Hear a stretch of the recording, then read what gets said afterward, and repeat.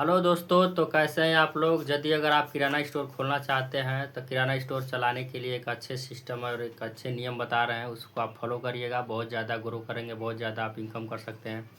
और जिन भाई का भी किराना स्टोर है, किराना दुकान कोई भी गांव में खोले हैं, वो भी इस वीडियो को पूरा लास्ट तक देखें। आप लोग को समझ में आएगा किराना दुकान चलाते समय हमें किस किस चीज़ों पे ध्यान देना है और नए तौर तरीके और नए बदलाव करना है। नए तरीके से आप काम करेंगे। दोस्तों, यदि अगर आप किराना स्टोर खोलना चाहते हैं और किराना स्टोर यदि आपके पास है, किराना की दुकान है और गांव में है, अगर चल नहीं रहा है और मज़ा नहीं आ रहा है आपको दुकान में, तो आप इस वीडियो में शुरू से लास्ट तक बने रहिए। और यदि अगर दुकान को ग्रो करना है तो इस वीडियो को अच्छी तरह से देखिएगा। दोस्तों, इस वीडियो में आपको ये मिलेगा कि आप अगर इस पर सिस्टम से काम कर दिए तो आपका किराना स्टोर बहुत तेज़ी से ग्रो करेगा और अच्छा खासा इनकम कर सकते हैं। और तौर तरीके हम आपको बता रहे हैं कि अगर आप नया स्टोर खोलना चाहते हैं तो भी आप इस वीडियो में बने रहिएगा। दोस्तों, जो भी भाई, जो भी सज्जन अगर किराना स्टोर खोलना चाहता है तो वो किसी किराना स्टोर पे जा कर के कुछ दिन रह के ट्रेनिंग ले ले। ट्रेनिंग लेने के बाद वो अपना स्टोर डाले, किराना स्टोर या गांव में या शहर में।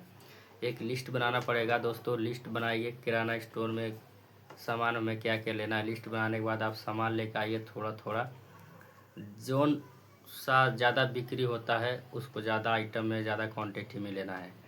दोस्तों, उसके बाद आप किराना स्टोर खोलेंगे, ओपन करेंगे। धीरे धीरे आप माल बढ़ाते रहिए। जैसे जैसे ग्राहक बढ़ते जाते हैं, जो भी ग्राहक आया और लौट के चला गया, जिस भी चीज़ को लेकर के, उस चीज़ को दोबारा ना ग्राहक लौट के जाए, उस चीज़ को विशेष करके ध्यान देना है। उसको लिख लेना है कि आज एक ग्राहक आया था, जो सामान मांगा वो हमारे पास नहीं था। कल के डेट में कोई भी ग्राहक आएगा तो वो सामान अवेलेबल होना चाहिए। आप उस दुकान में उस सामान को रखना ज़रूरी है। और दोस्तों, जो भी कस्टमर आएगा किसी भी सामान को लेकर के अगर नहीं है, वो लिस्ट में लिख लीजिए।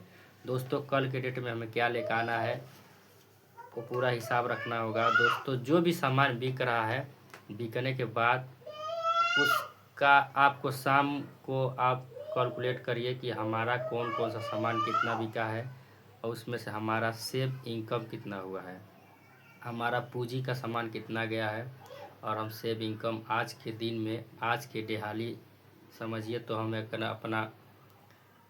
दिहाली अपना ना निकाल पाए तो मज़ा नहीं है। तो इससे अच्छा है कि दोस्तों आप गौर करिए कि हम कितना का बिक्री किए हैं तो हमारा फ़ायदा कितना हुआ होगा। उसी अनुसार आपको खर्च करना है, घर परिवार या अपने जेब खर्च में। दोस्तों, जो पूंजी का पैसा होगा, पूंजी के पैसे से जो इनकम कमाया होगा, जो एक्स्ट्रा पैसा हम कमाई किए हैं, उसमें से ही कुछ खर्चा करना और कुछ बचाना है। यदि आप पूंजी का खर्चा करेंगे तो आपका दुकान धीरे धीरे लॉस चली जाएगी और आप असफल हो जाएंगे। दोस्तों, यदि अगर जिन भाई को किराना की दुकान है या किराना का दुकान जो भाई खोल रहा है, दोस्तों विशेष करके ध्यान दीजिए कि यदि अगर हम गांव में किराना का दुकान खोले हैं तो हर गांव में 100 से 200, 300, 400, 500, 1000 गांव तक होते हैं। दोस्तों, हमें एक टारगेट बनाना है, हमें एक लिस्ट बनाना है कि हम जिस एरिया में, जिस लोकेशन में हम अपना किराना स्टोर दुकान खोले हैं, उस दुकान के इर्द गिर्द हमारे 100 घर से 150 घर हमारे दुकान पे आने चाहिए। ये हमें टारगेट बनाना है, एक लिस्ट बनाना है पूरे घर जो अगल बगल के होंगे सभी का। उसके बाद आपको ईमानदारी पूर्वक रहना है और अच्छे सामान देना है। जो भी आदमी सामान आपके पास ले रहा है उसका अच्छा से हिसाब रखिए। हिसाब में और सामान में थोड़ा भी गड़बड़ ना हो, ताकि जो हमारा कस्टमर बना है वो किसी दूसरे का कस्टमर न बन जाए। इस पे विशेष ध्यान देना है। दोस्तों, आज हमारे पास जो कस्टमर आ रहा है वो हमेशा हमसे खुश रहे, हमारे बातों से और हमारे सामान से, तभी हमारी दुकान तरक्की की ओर जाएगी।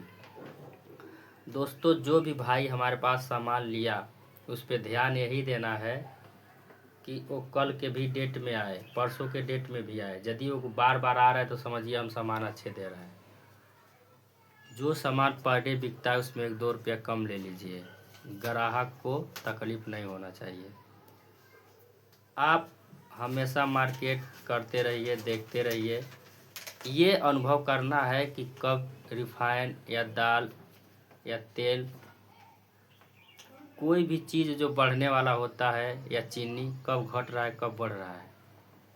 जब घट रहा है तो माल ज़्यादा ला करके रख लीजिए ताकि आपका लॉस ना हो, क्योंकि बढ़ा हुआ रेट है और आप ज़्यादा माल ला करके रख लेंगे तो फिर घटेगा तो आप गड़बड़ हो जाएगा पूंजी में। दोस्तों, तो जब घटे तो ज़्यादा लेकर आइए, और जब महंगा हो तो थोड़ा लेकर आइए जितना बिक जाए। दोस्तों, हमें किसी भी चीज़ में मार्जिन ज़्यादा नहीं लेना है, ज़्यादा सामान बेचना है। कम मार्जिन में ज़्यादा सामान बेचेंगे तो ज़्यादातर लोग हमसे एक्टिव होगा, ज़्यादा हम पे प्रभावित होगा, हमसे एक्टिव होगा तो हमसे सामान लेगा। भाई, हम ईमानदार हैं। हम कोई भी अगर बकाया भी लगाते हैं तो उसमें झूठ छटाई नहीं बोलना है, ईमानदारी से पैसा लेना है। दोस्तों, सामान भी अच्छा क्वालिटी का देना है, बेकार नहीं देना है। कस्टमर से आपको संबंध अच्छा बनाने के लिए आपका व्यवहार और आपका दिया हुआ सामान अच्छे होने चाहिए। दोस्तों, लिस्ट बनाइए 100 से 150 घरों का, और हर घर के लोगों के पास ज़रूरत है। हर सामान का सुबह उठते हैं, सुबह से लेकर शाम तक खाते पीते ब्रश करते हैं, तब से लेकर खाते पीते हर एक सामान किराना स्टोर पे जो मिलता है वो यूज करते हैं। चाय पीते हैं, चीनी डालेंगे, शक्कर डालेंगे, चाय पत्ती डालेंगे, दूध डालेंगे, ये सब आपके पास अवेलेबल होना चाहिए। और 1-2 रुपया डाउन करके बेचना है। सेल ज़्यादा हो, इनकम कम हो तो भी प्रॉफिट बहुत है।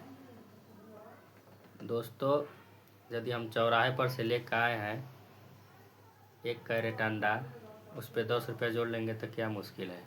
जो अगला आदमी चौराहे पे जा रहा है तो चौराहे के रेट से ही अगर हम गांव में ही दे दें तो क्या हमें दिक्कत है।